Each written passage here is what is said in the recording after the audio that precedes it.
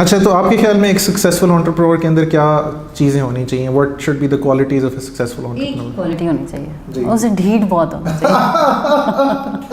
उसको ये सोचना चाहिए कि जो सारी दुनिया मेरे खिलाफ है वो झूठ बोल रही है, और जो मैं सोच रहा हूँ that's absolutely fine, it's true.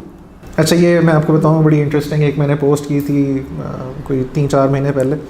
तो मेरे से एक ना इंडियन दोस्त था मेरा उधर सिलिकन वैली में ना, उससे मेरी बात हो रही, तो वो कहता है कि तुम्हारी ज़बान उर्दू में ना एंटरप्रेन्योर की क्या ट्रांसलेशन है ना?